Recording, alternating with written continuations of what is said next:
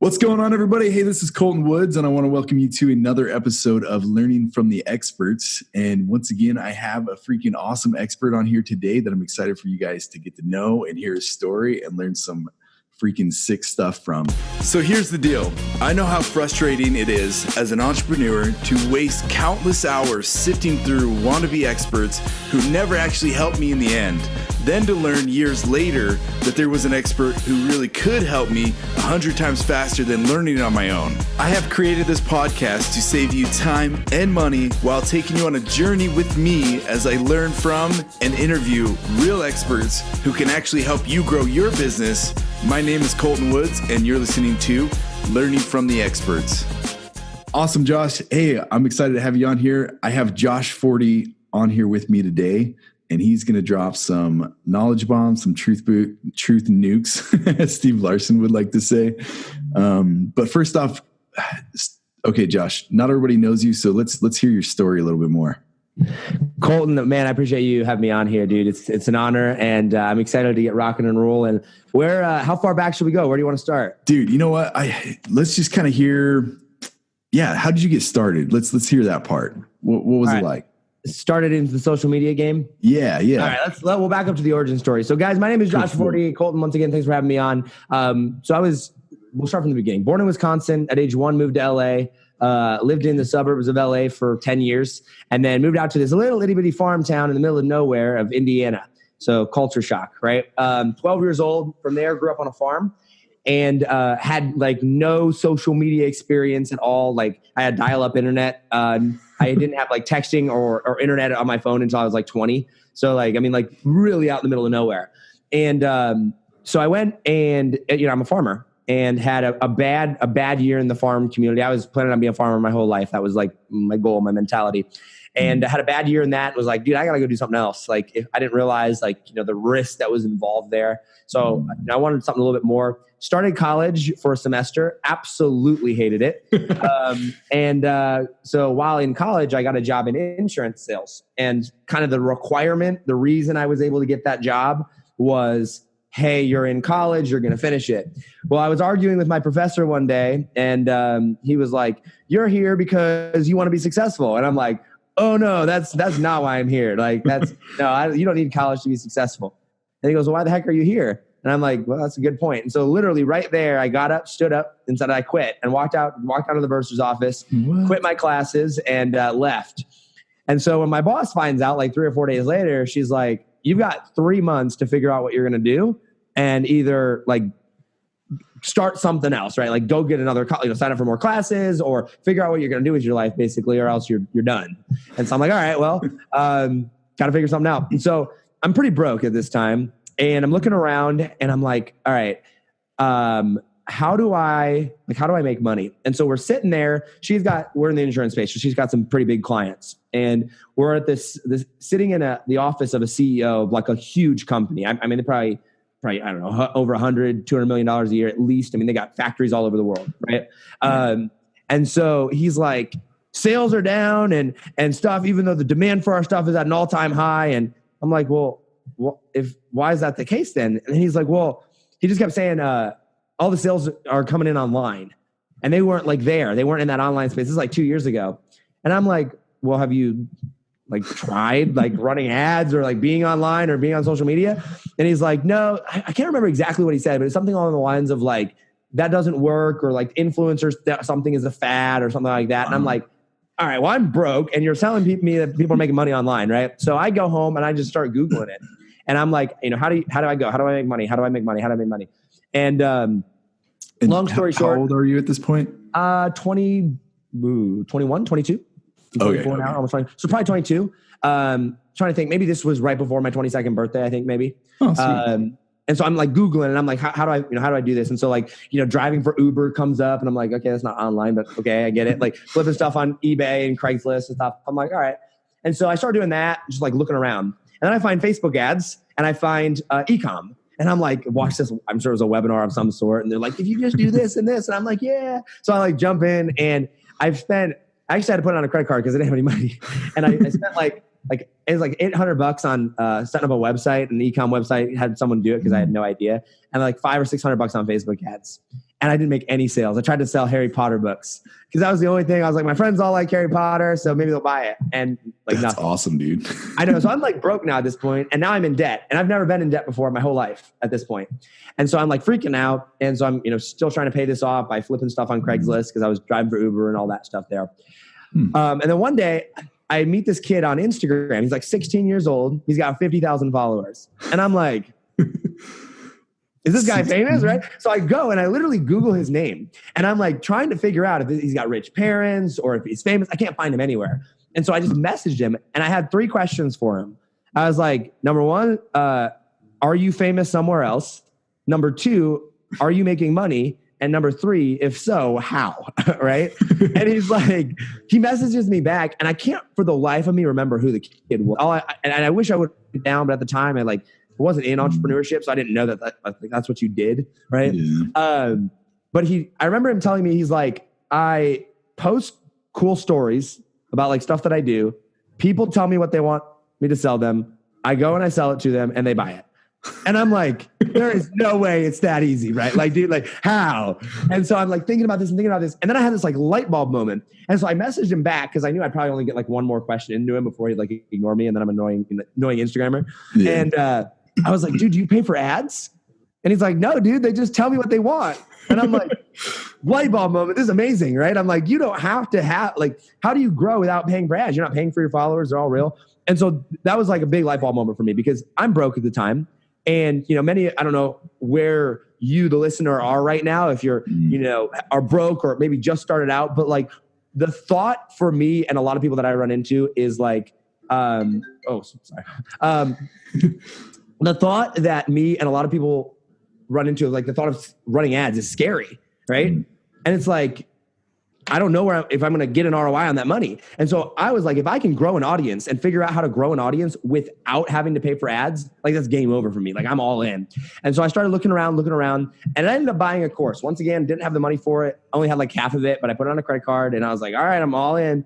And it was an Instagram course. And I don't want to bash on the course. It was a good course. I think it was thorough in what it taught, but it wasn't anything like exceptional. And I think a lot of people think like if it's not an exceptional or amazing course or whatever, it's not worth their money. The thought that like you have to have like this big drawn out course that needs to be super awesome in order to get results, that's like not true. Like this course was average, mediocre, but it was thorough. And so I just did everything the course said. So I bought it on a Friday, and I was like, all right, I'm going to do this from Friday when I get off work till like Monday when I go back. I'm going to go through this whole course. That's exactly what I did. And so I started doing literally everything that the course said. And I want to say, and this is kind of more like on the mindset issue side of things, my parents always taught me how to work hard. And like my parents were not like, don't have money, and I don't come from like a wealthy family or whatever, not money savvy, but like you grew up on a farm, you know how to work hard, right? And so I was like, I am not going to quit, and I'm going to find new ways to make this better, and I'm going to like get my money back out of this because I've got to make my money back. And so I did everything that it said and then some. And I tested different things, and I opened several different accounts, and I tried it. And it took me months to actually see results out of it. But fast forward 7 months, and at 7 months later, I had, I don't know, 80 or 100,000 followers on Instagram. Dang, dude. Just off of just doing it consistently. And like for the first like 2 or 3 or 4 months, so many people, they like give up. And I'm like, dude, like I spent all my money and went into debt over this, and I didn't see any results for 3 months. But I followed through, and I finally figured out how it clicked. And so that's like what started me into this whole social media game was Instagram and some 16-year-old kid that said, I don't pay for ads and I make money. And I'm like, yeah. And that's what's led into now. And I'm sure we'll get into that, but like about 5 million followers that we've grown for myself, for clients on social media between Instagram and Facebook.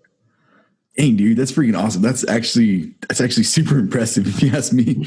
One thing I've kind of noticed too is like you say you came from like a farming background.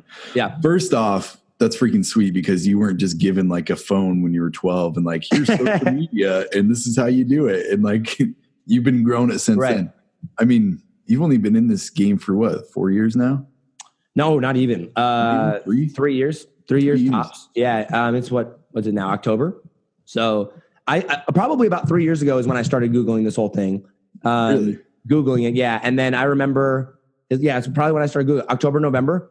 And then, cause I would have quit that's when I would have quit classes. It would have been around this time.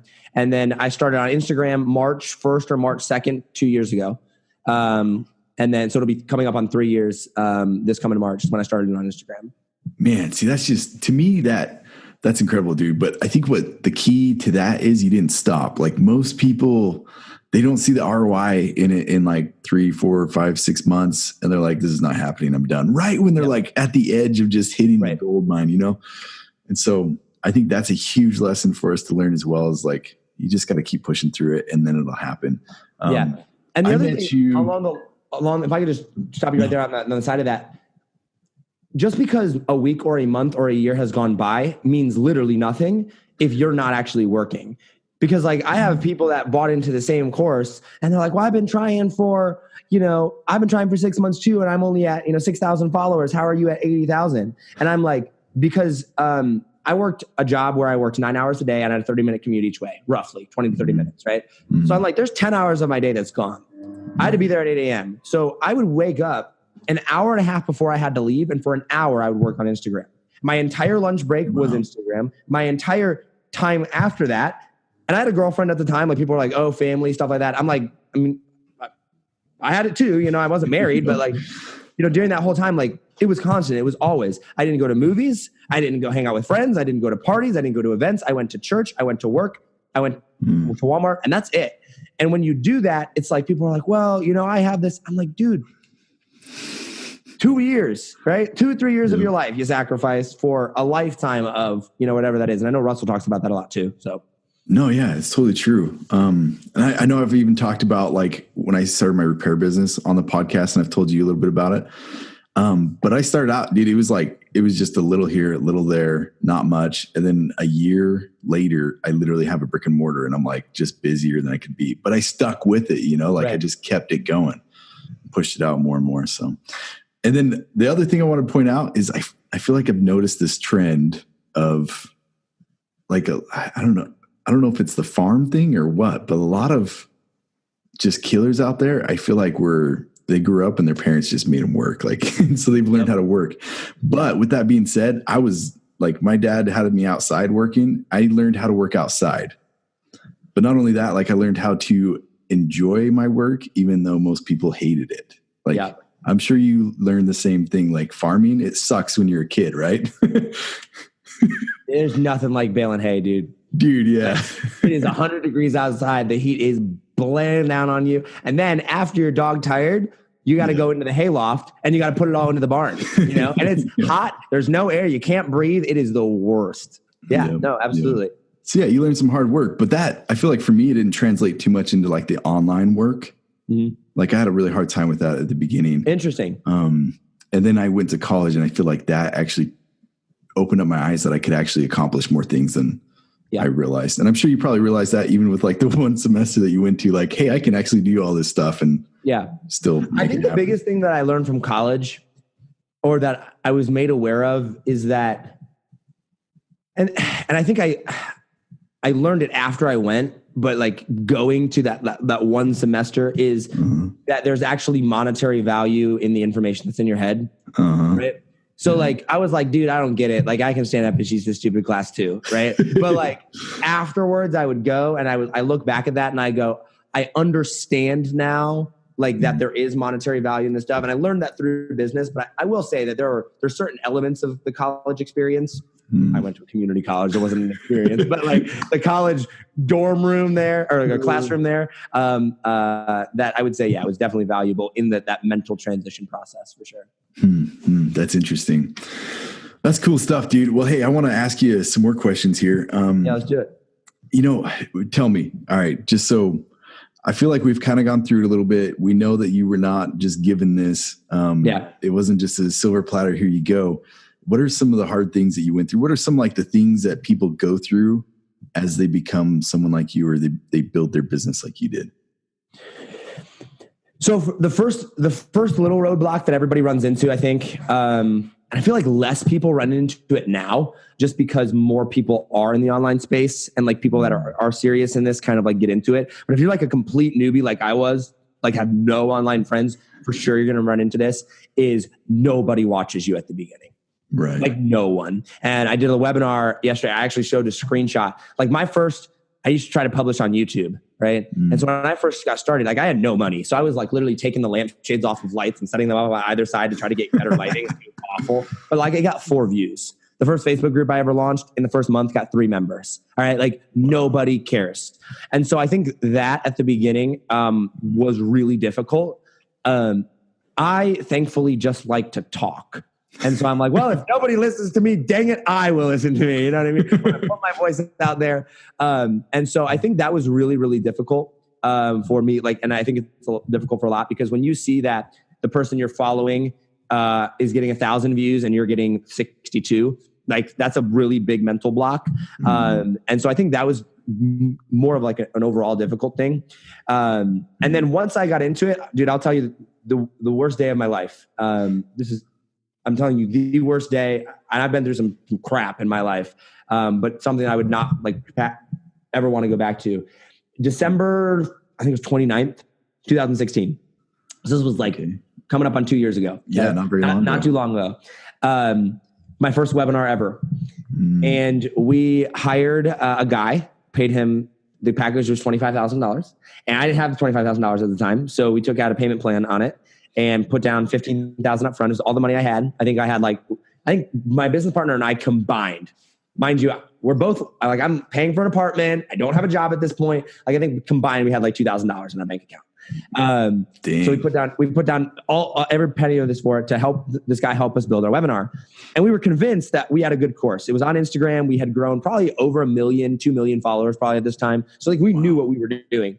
And we told him, we're going to get a ton of followers a ton of people registered for this webinar. And he didn't believe us. And I was like, no, dude, you don't understand. Like we have a lot of followers on Instagram. Like we will push traffic. And so we went through and we worked as hard as we knew how. And when I talk a lot about this, like in my group, I talk about learning how to learn. Like I didn't know how to learn at this point. I didn't know how to receive that level of information, but I was giving it my all. And this guy should have told us up front that we were not the right fit, that he didn't want our money. Like he should have said no. It was clearly obvious that we were not a good fit. But we went through. And so we built this webinar.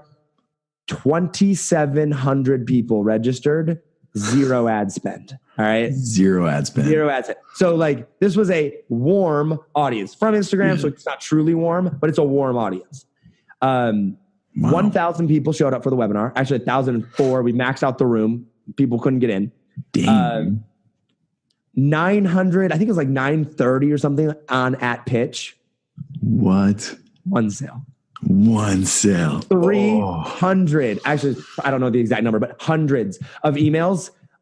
F you, go to hell. You're never going to be successful. You're a scam artist. This was the worst webinar ever. Can I get an hour of my life back? Like you should pay me to do like I'm talking like guys, the lowest of lows. Like I would pay $100,000 to not have to go back to that day. Right. Like it was that bad. And so like going through that mental process, bawling. I mean, I bawled myself to sleep that night because we worked so hard. And I was like, I owe $15,000 to this guy now. Right, I put down 15. Now I owe him 15. That was supposed to come from this webinar. Only made 1 sale, and now everybody hates me. And so at that point, like when you're in that moment, like that's a defining moment for people's lives. And so when people are like, Josh, like it's easy for you to do blah blah blah. I'm like, no. The misconception that it's easier when you have an audience, and I don't want to scare anybody away from like trying to build an audience. It's the most amazing thing ever. The amount of lives you can change, but everything you do is in the spotlight when you're in the audience, especially in business. And so like that defining moment, the next day I wrote a very long email and I did a live stream apologizing to everyone there. And I said, look, guys, I'm really, really good at social media and I know what I'm talking about. Clearly, I don't know what the heck I'm doing on webinars and I'm sorry. Right. And so we offered a follow-up training with no pitch for free, just sat on there for an hour. We just broke down like background strategy or whatever. And we turned that into a good scenario in the sense of we gained a lot of respect from the people that actually followed us, but everybody else hated us. Like, I mean, really, truly hated me at that given point. And so when I see people like the Logan Paul and like his controversy was like millions, I can't imagine what that guy's going through, right? Like mentally. And so that was like the worst day of my life up until that point, and still to this day, like in business, just awful. And so that was a mental game right there, big time. Man, that is huge. Thank you so much for sharing that. I think that's just something that people actually need to see and hear, because it's so true. Yeah. It's not easy, but it's as long as you just keep going and you push through it. There's a guy named Hiram Smith that I listened to from Franklin Covey, actually one of the, I think he was an owner in Franklin Covey. He said, pain is inevitable, misery is optional. Yep. And I'm like, I totally agree with that. Like you guys can, like you could have just taken that day and blamed that guy for the rest of your life. Yep. And never done anything else and lived out, just ended up getting a 9 to 5 and not, not growing an audience after that because you feel like you failed, or you pushed through it just like you did and you made it happen. Like, I think that's awesome, dude. And I think the other thing with failure, that lesson specifically, and I love what you said there about blaming that guy, because that's your initial reaction. Believe me, like the first thing that I did the next morning is I got on the box with that guy and I said, here's what happened. We got issues, right? Yeah. But not blaming that person and turning that into a learning experience. Like that experience has, don't get me wrong, mentally, a lot of good, but mentally it has messed me up for like future webinars and stuff. Like it really did. Oh yeah. Like even I did a webinar just yesterday. Dude, like you hit that go live button and you are, you're in terror, right? Yeah. And you're freaking out. And then when you hit done, you're in terror because you're like, is my inbox about to explode? Am I about to make no money? You know what I mean? And thankfully that didn't happen, right? But like, that emotion, that's a really thing. But you learn from that experience and you have to go through and you're like, you look at that and go, how do I I don't say forgive, but how do I go to and like let that experience go and not hold a grudge to that person and really learn from it and truly become that person. And if you only look at it from a financial standpoint and you only look at it from a business standpoint, you're going to have a really hard time with it. Oh yeah, totally. When you look at it from a life standpoint, when you look at it from a, wow, look what I learned from a non-financial standpoint, it makes it a lot easier. And like you said, you don't have to be in misery over it then at that point. Yep. I've been through a couple of situations. I can think of one that was just, I could have really held a grudge against that person for doing what they did. And pretty much screwed me over on my entire business. Like but I look at it now and I'm like, man, I learned a ton from that. And I'm glad I actually went through it then instead of later on. Yeah. So yeah, totally. Just learn from those experiences. Yeah. Good stuff. Well, shoot, let's get into social media a little bit more. All right. Tell us some stuff. I want some gold here, like some truth nukes. Like, some truth nukes. All right. So if you're trying to grow the social media, let's hear it, man. Let's go. All right. So guys, what you have to understand from a pure growth standpoint on social media, there are literally only two things that matter. And I know people are like, what are the 3 secrets? What is you're probably looking for me to drop some hacks, and like, we can get into that. I'm happy to do that. But excuse me. If you listen to Russell Brunson about funnels and, he talks about the different elements of what makes a successful funnel on social media, regardless of the platform, regardless of the message, whatever, there's only 2 things that matter. And that number 1 is the story and how you deliver that story, like the content piece of it. And number 2 is exposure. All right. Like those are the 2 things you're going for. And so what you have to look at from a core element is if you don't know what your message is / what your story is, then you can't get exposure on that story, right? And so the hashtags you use, a Facebook ad you run, the interviews that you do, all that is getting the exposure to your message. And so once you have that exposure, we've gotten, people that have had, have told the message, they'll get thousands, tens of thousands, even hundreds of thousands of views on their Instagram profile or their Facebook page or whatever, and nobody will follow. And then you've gotten people that have gotten like 10,000 views on their Facebook page or Instagram page, and like half of those people turn into followers. What's the difference? The difference is your content and your storyline behind it. You've got to give people a reason to follow you. And the only reason that makes you different or unique than anyone else is your story. And so when you have that story, and I do a lot more of personal branding. I work with, personal brands, people that want to grow an audience. Right. If you're not doing a personal brand, then there's a storyline behind whatever it is that you are trying to grow. Look at Nike, look at, Maverick by Logan Paul, look at these, big, huge e-com stores. The ones that make it are the ones that have a storyline and the ones that really build that brand around it. So I would say like those two things are the things that you need to focus on, and everything that you teach and everything that you learn, it only applies back to one of those. You're either getting more exposure, and I'm talking purely from a growth standpoint, not a monetization standpoint, but like from a growth standpoint, it either ties back to your message and story, or it ties back to the amount of exposure that you're going to get. One of those two. And what do you think would happen if you kind of went off from your story into like a different area? Like, what if you broke from what you normally teach, what you do? I just had that thought come into my head. Like, if someone's got this story or this following, and this is kind of like what they're teaching, and this is what they're in, like if Russell Brunson's in funnels, right? Right. And he were to go somewhere else, like what would that do? Do you know? So I would say one of two things. If you're moving into something else and it's part of your storyline, then you're fine. Right. Okay. But what if you're not focused on that one, I guess? Right. Exactly. Now, if you're doing multiple different things, then so think about something. Why do you, I want to put this in like a storyline format of why do you follow someone, right? You follow someone because number one, like you follow a story because you want to know what happens next. Right. But you follow a specific story because of how you relate to that story. Mm-hmm. And so if this story is all over the place, are you really going to follow it? Right? Think about it. Like if I'm telling you a story and I'm like, dude, let me tell you, this one time I was at the beach and all of a sudden we were eating ice cream. And oh, dude, when I was over here on this grass, you'd be like, wait, what happened? What happened to the beach? Right? Yeah. Well, I'll get back to that here in just a second. But like, dude, this grass, I was mowing this grass over here. You'd be like, what are you doing?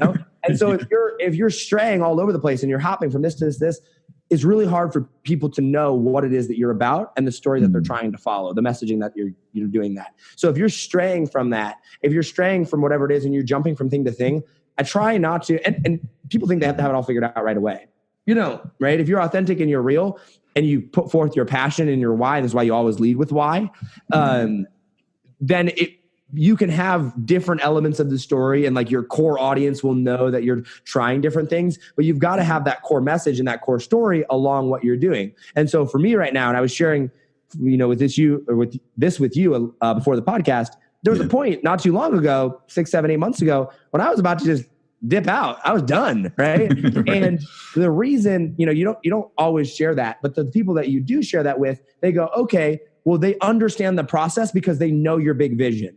And so when you're like, hey, I'm leading with this vision of I want to make the world a better place by providing people with like information that's going to change their life. I'm all about education, right? And so for me right now, the vehicle I'm using is social media. That's what people know me by. But my core audience knows that my vision is to make the world a better place and change the world through education. Like that's what I've told my audience. And so every live stream that I'm signing off on is, go out, think different, make the world a better place, change lives. And so if I were to jump from social media and let's make a shift to PR or make a shift to funnels or whatever that is, and that was my focus, my core audience that's actually going to follow and buy from me, as long as I tell them that storyline process, they're going to know, okay, he's shifting vehicles, but he's still on the same route. But if you just jump and you don't give them context, if you just jump and you don't share that story and you don't lead with that overall vision of what you're doing, then it's impossible for them to know what's going on and they're not going to follow you. Yeah, totally. I think that helps a ton just to know kind of what to focus on or to be focused on something and run that way. What is it? What was it? Do you know the quote? Like a confused mind is like... I don't know the quote, but I like how it's starting out. No, like essentially a confused mind will not buy. Like it's not, it's not going to happen. Like a confused mind will not follow because they don't understand it. Like if it doesn't make sense to them or they don't get that emotional attached to it, then they're not going to care. Whatever. So think of it this way, right? Imagine you were following an Instagram account. And this Instagram account was all about sunsets. You loved sunsets. You loved the beach. And I follow one, I think it's actually called @sunsets. And it's beautiful pictures. You're following it for that reason, right? If all of a sudden they went and deleted all that content one day and started posting pictures of themselves, gone. Are you going to continue to follow? No, of course not. And I actually had this example. I did that. And I was building an Instagram account. We had, I don't know, probably 100,000 followers or so, 100, 150. And it was a luxury account, like houses and beautiful cars and like things of that nature. And I was like, dude, I want to be famous, right? Because at this point, I hadn't really grown my personal brand. So I was like, what if I just post some pictures of me up there, right? And so like every now and then I would just throw up a picture. And first off, the engagement's like drops like 90% less, right? Like nobody likes and engages on it. And then the random people that do, they'll be like, the fuck is this, right? Or, who the heck is it? Who are you? Like, why is this on my newsfeed? And they'll literally just comment on it. They don't want it. It's not what they signed up for. And so people, you have to remember that the thing that you use to attract people is oftentimes the thing that they're going to remember you for and follow you for. And so that's why like, there's nothing inherently wrong about driving a Lamborghini or going off and having a ton of money and sitting in your passenger seat for some reason, right? But if that's the message that you're putting off and that's what people are following you for, then that's the type of person you're going to attract. So as soon as you switch that up and you don't have that anymore, they're not going to follow you, right? So like imagine if Tai Lopez stopped posting pictures of cars and girls and, things like that. Like, would his core audience whose life he's changed continue to follow him? Yes. But would the mass majority of people that follow him, would he still be Tai Lopez? No, like he wouldn't, because that's what they follow him for, Right. So it's really important to just understand, like, what are you using to attract people? And is that really your core message? Which is why you might see me in a Lamborghini, but you're never going to see me using Lamborghinis to, attract millions of followers. That's not my style. Yeah, totally. Not mine either. Right. It's all good. Because I don't think Lamborghinis change the world. They're awesome. No. They're fun, but they're not going to go make the world a better place. Exactly. Right. Like, right. You can have a good time, and I'm all about having fun and a good time while you're working hard for sure. But that's not going to, yeah. Well, shoot, dude, is there any last, like, one golden nugget that you want to drop? Like, I don't know, maybe. Oh man, for sure. Let's I know if you want to wrap it up here, let me drop a few gold bombs here. Do you want focus more on Instagram or focus more on Facebook or? Ooh, you know what? Which one do you think is the better one at this time right now to be focusing on? Or both? I'm going to give you a quick recap of both. Instagram, depending upon how your audience uses it, right? Yeah. Instagram drives a lot of traffic or can drive a lot of traffic. But there's less buyers on the Instagram platform.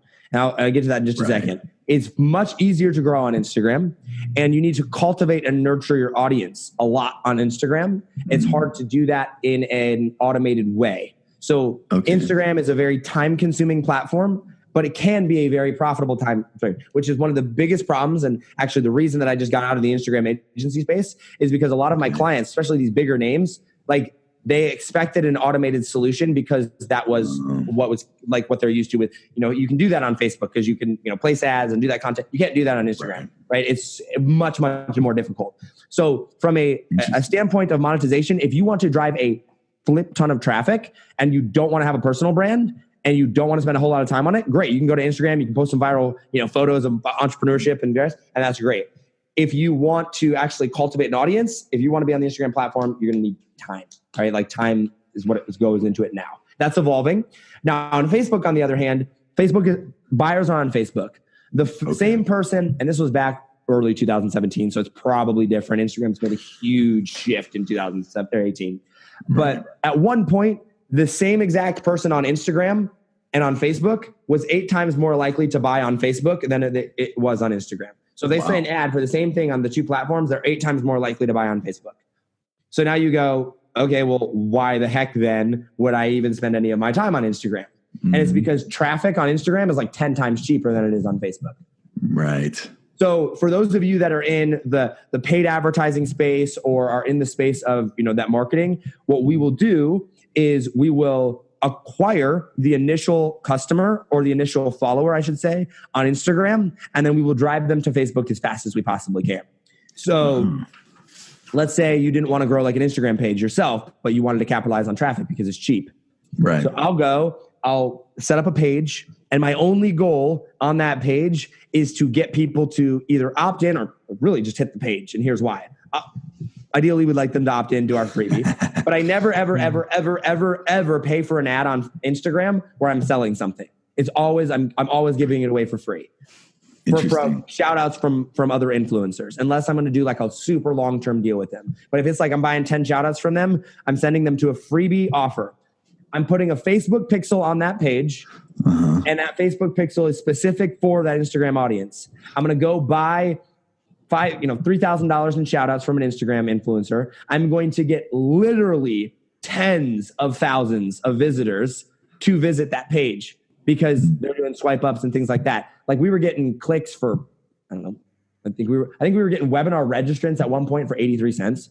All right. A registrant. And we were getting, I think we got we paid $1,000 and we got like 2,000 or 3,000 impressions to the page that we did the shout out from. You picked the right influencers, not always, but now that Facebook pixel has fired thousands of times. So you got a lot of good data. And as long as the quality of the account that you're buying them from has good quality followers, that's why we typically buy story shout outs rather than post shout outs, right? So story shout outs with a swipe up, people are actually watching and engaged.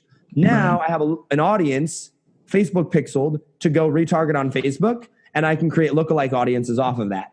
So I've acquired my 5,000 impressions for pennies on the dollar compared to what I would have paid for an initial 5,000 impressions on Facebook. And now I can just go retarget on there. And so from a paid advertising standpoint, that's a great strategy. From a organic, it is easier to grow fast on Instagram. It is easier to grow loyal on Facebook. Does that make sense? Interesting. Yeah. Fast. Okay. More loyal on Facebook and just a following mainly on Instagram. Yeah. That's really interesting. Because like I'm guessing, correct me if I'm wrong, your audience probably don't want to be like celebrity influencers.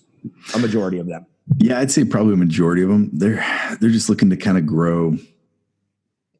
Probably, mainly just kind of grow a little bit of their. Let people know a little bit more of what they do. Not like business, right? Yeah, exactly. Yeah. Number one tip I can give for you guys: if you don't have a Facebook group, you need to open one now. We just got an amazing testimonial back from Steven, actually, saying that outside of publishing, the Facebook group that we helped him create and grow is the single greatest thing that has driven his business forward. So when you understand that, like you need a Facebook group, and you do it and for those of you that are watching on a podcast, you probably won't be able to visualize this, but if you're watching on the video, like imagine your social media as a circle. Your Facebook group needs to be at the center of it, and everything needs to revolve around that, because the Facebook group is the most interactive and intimate social media platform for two reasons. One, because, and I don't mean from like they get to know you because there's Instagram stories, which are great, but I mean it's going to bring you the highest level of ROI because you can do live streams in there, you can make posts in there, and 90% of the content in a Facebook group is not your content, but you get credit for it. Right? So if you have an engaged audience, they're publishing tons and tons of content, you're benefiting from that. And so what you want to do, if you focus on growing that, rather than when you're on podcasts, be like, check out my website or check out my YouTube channel or check out this or check out that. You just send everybody to the Facebook group. Podcasts, YouTube channels, Twitter, Instagram, email, Snapchat, wherever you're at. If you send everyone to the Facebook group, then they, number one, see that you're awesome because you got all these members in there. They're all interacting with each other. Number two, they actually consume your content.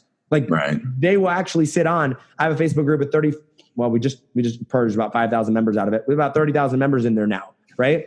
I go in there, I go live. Yesterday I did a live, and in the first like 4 hours, I got 1.7 thousand views, right? In the first hour, 2 hours, right? And so like they watch, they consume, they interact, they engage. So and you do that, and this is, once again, coming down to exposure, all right? The single greatest thing that will drive your business forward without a question is interviews and live streaming, right? So when Steven talks about publishing on his podcast, I did that exact same thing, except I did it on Facebook Live. That's the only difference. And the reason I did it on Facebook Live is because number one, I didn't really know about podcasting when I first got started in entrepreneurship. I thought podcasts were for losers. Totally different mindset there, guys. Podcasts are amazing. That's cool, man. But I went and did it on Facebook because that was where my audience was. And so I would go, and if there was a Facebook group, I would go to the admin and I would say, hey, and like, listen, guys, like I started with one member, just like you, most of you will start too. All right. Like I'm nothing special, but you get your first 100 members, 200, 500. Once you got like that 1,000 member mark, you got leverage. And so you can go to these Facebook group owners and anybody else that has between 1 and 5,000 members, I hit them up. Or if you have a really good skill that a lot of people need, Facebook group owners love that. All right. So if you can teach something, let's say you're really good at, I don't know, SEO, you're really good at designing funnels, you're really good at anything, like any skill that could potentially be, go find Facebook groups of your ideal audience. And you might be like, well, why would they let me in there? I'm like, dude, it's your ideal audience. It's also their ideal audience. So the more value you can provide to them. And I sat on interview after interview after interview after interview after interview. And that's what blew me up. And then on top of that, I live streamed for like 170 something days straight. Every single day I did a live stream. And so all of a sudden I was getting tons of massive exposure and I was telling my skill set with a little bit of my story to each one of these places and like luring them in. And then they would come back and think about it. What's the first thing that you do when you see a live stream that somebody else is interviewing? You click on their profile. Yeah. Okay? So you're going to go, who the heck is this dude, right? So you go click on the profile. You've got that whole entire profile optimized with a link to your group and a call to action and all that. And then you've got 176 days of nothing but live streams. They're going to go consume that content. And that is more of my story. That's more my storyline. So now I actually give them a reason on top of that 30-minute snippet. I give them a reason to come follow me. Right. And so this is true. Like if you're trying to grow a Facebook group or a Facebook audience of any sort, exposure is your best friend. And you get exposure through interviews and leveraging other people's audiences that already exist. You don't got to, I've grown 5 million followers. I've never spent a single penny on ads. Dude, that's huge, man. All this is huge. Sorry, keep going. No, you're good. But that's what you have to understand. Why do you follow someone? You follow someone because of their story. His story. 100%. Like that. You could be like, oh no, I follow so-and-so because they're really good at photography. No, you follow that person because they told a story that got you interested in their photography, because there are 10,000 photographers out there, but you follow that one, right? Why? Because of their story. So you've got to have your story in whatever it is that you teach. And on top of that, then you got to get exposure to that story. So go tell that story to tons and tons and tons and tons of people. That's cool, man. The biggest thing and I'm going to end with this for you, and then I'll turn it back to you. Go for it, dude. No. People are like, well, Josh, there's only so many ways I can share my story. People eventually get bored of it. All I want to tell you to do is go look at Gary Vaynerchuk's Instagram page. Okay. And people be like, what? I'm like, dude, the guy says the same 5 things over and over and over and over again. Give value, give value, give value. 1, right? Hustle, hustle, hustle, hustle, hustle. I want to buy the New York Jets. I want to like, it's literally the same 5 or 6 things said a different way. I value young kids. I value, it's the same thing, but you love him. Grant Cardone's the same way. Ty Lopez is the same thing. Russell's a little bit better about getting interesting, but in reality, it's really just the same stuff because people need to hear it different ways and people are fascinated by it. And so when you can go and you say it and you tell your story, I've told the webinar story 20,000 times. Well, maybe not. I mean, but like a lot of times. And I tell it, it's the same storyline, but I tell it a little bit differently based on the audience. So if I know that one audience is a little bit more beginner, I use more beginner terms. If I know they're a little bit more advanced, I use advanced terms. If I know that they're real estate agents, I'm going to tell things that are only pertinent to real estate agents, right? And so just tell your story over and over and over again. And remember, most people are only going to hear it once or twice. Yeah. Most people are not actually consuming every piece of content you put out. And the ones that are, they're there regardless, right? They're not going to get sick of it. Like I listened to Russell. I watched his interview or his Salesforce vlog where he went to Salesforce. It's only 12-minute vlog I have ever watched in its entirety. Why? I knew exactly what was going to happen, right? But I was fascinated. I was like, dude, this guy's going to Salesforce, his competitor. I want to know, right? He's probably going to tell that story 10,000 times, and I'm probably going to watch it 10,000 times. Why? Right. That's something that I'm interested in, right? Yeah. So tell your story. It's so important. And then go and like, don't be put into this little box of like, oh, Facebook ads are where it's at. Or you don't listen to me and go, well, Josh says to only do Instagram. No, like go get exposure, right? Like I didn't stop at Facebook groups. This is a funny story about how I got a lot of exposure and people don't think it's possible. A lot of people don't believe me when I tell this.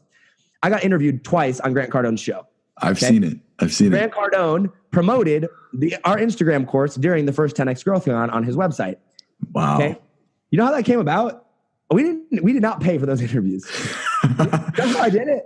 I literally added Grant Cardone on Snapchat and I sent him a message, and every day for like a week, actually it's probably like longer than that, I sent a period to bump my Snapchat message to the top of his feed. All right. Cause I'm like, dude, if I can get in front of this guy, like major exposure. And guess what? He replied. And my message was something super simple. It was like, hey, Grant, I know that you are looking for an Instagram person, right? Cause I did my market research, right? On something that needed it. Got to know that.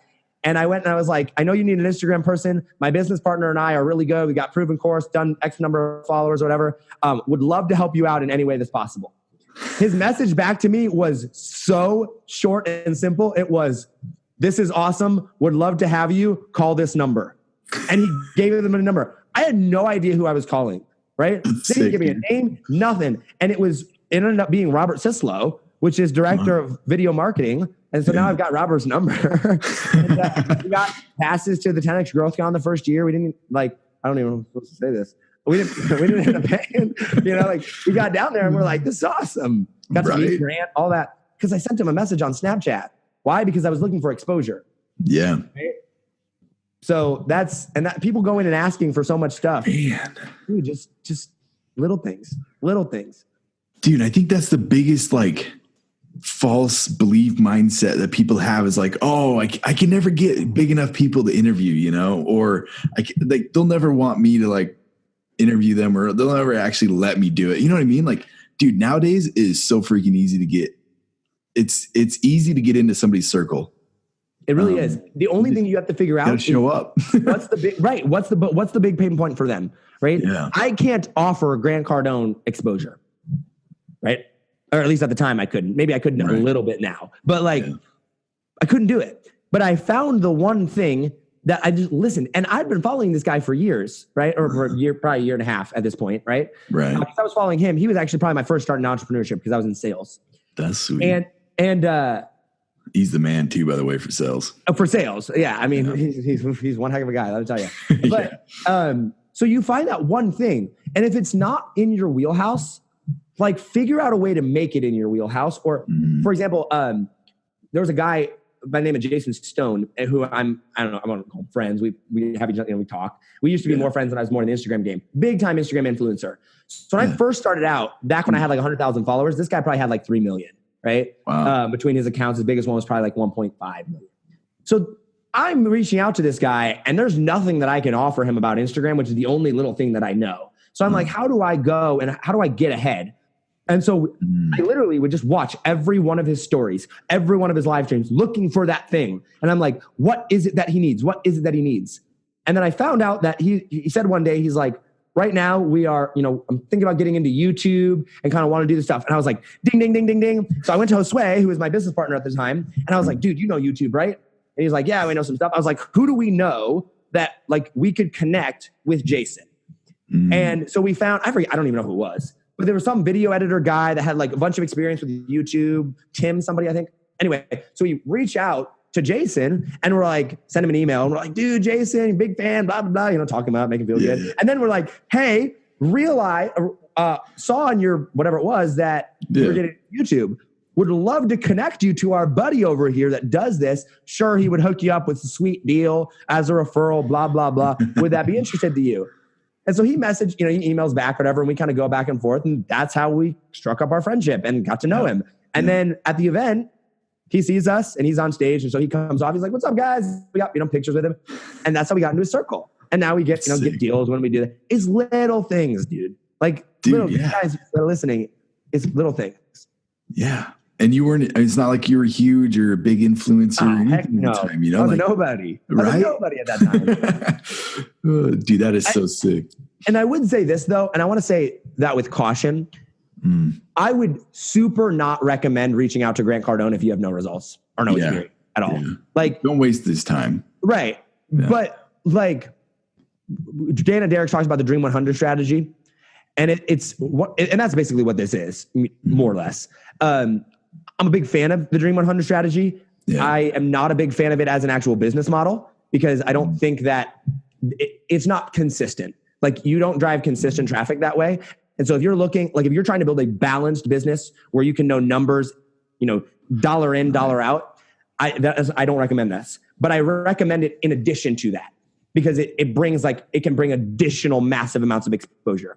And that's just for me, and take that advice more or less as you will. But when you're at the beginning, reach out to a person that you can directly affect that has an ideal audience in your area.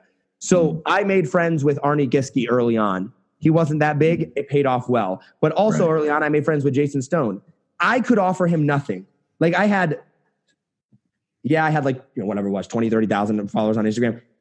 Virtually nothing, right? I had no experience compared to what it was. So I found that thing. Don't start by going, I'm going to Dream 100 Gary Vaynerchuk. Like, you got nothing to offer that guy, dude. Like, I'm sorry. Right. Like, it's cool. But like start with someone, and then as you work your way up, go bigger and bigger and bigger. And then every now and then, once you like kind of have a feel for what you're doing, take a shot, right? I took a shot on Grant Cardone. Did not expect it to pay off. It did. Yeah, totally. Changed my business, right? Moved it forward in a direction, jump-started a lot of things, got a lot of exposure from that. Yeah, but I didn't depend upon that for my whole business model. I didn't go like, we're with Grant Cardone, let's take out loans and go this and do this and all. Yeah. No, like I used it to drive my business forward and move it forward. And now Grant Cardone knows who I am, and so does Robert and all that. I've been on his show, and dude, that is so sick. Well, dude, I want to say thank you so much for being on here and dropping as many gold nuggets as you did. Yeah. I know my listeners are going to get a ton out of this, and anybody who watches it in the future, even just like, this is huge, man. And this is stuff that's going to stick around for a long time too. Like the stuff that you shared wasn't just like, oh, this is what's happening this week. No, it's stuff that's going to be sticking around for a while. Sure, it changes, but the principles are all there, Well, and on that note, I think it's really good to remember, when a new platform comes out. So like when I started on Instagram, there's a lot of hacks, right? There's tons of tricks to get ahead. As any platform develops, and you look at the big platforms right now, Facebook, Instagram, YouTube, like those are your three big pillars. Yeah. When you understand that, like they all function the same way, more or less. All right. Yeah. They all function off of none of those three platforms produce their own content. Okay. All of them are driven by users, meaning the longer the user stays on the platform, the more money that they make. Right. And the thing that brings or that keeps people on platform is good content. All right. Yep. Instagram is not your enemy. People are always like, oh, the algorithm. I'm like, no, the algorithm actually would work amazingly in your favor if you actually put out good content. All right. So understand that if a new platform emerges and evolves, yes, there's going to be hacks and tricks to get majorly ahead and to capitalize upon that. But there's also a lot of risk, and there's also a lot of confusion on that. I have no idea why I'm holding this card. But there's a lot of confusion. However, a lot of the social media strategies that we talk about here aren't like, it has very little to do with the platform. Like, yeah, the basic stuff, I don't want to waste your guys' time on like, make sure your profile's optimized. Like that, some of the stuff is common sense, guys, right? Yeah. Like use your mind and think of, hey, I'm doing my business online. I should probably look like a business owner, right? There are certain just logical things that you should do. But above and beyond the logical things, it really is like 3 or 4 core principles, whether it's in marketing or whether it's in this. And I love like the 80-20 rule, right? The further along I get in business, the more I realize that's applicable. 20% of the stuff drives 80% of the effect, right? And 80% of the stuff that you do is basically worthless, right? And when you double down on that 20%, I just hired an assistant not too long ago, like actual full-time. and I pay her, 40 hours a week, like the whole 9 yards, like I'm a legit company now. Yeah. Letting go of like, and outsourcing that little stuff.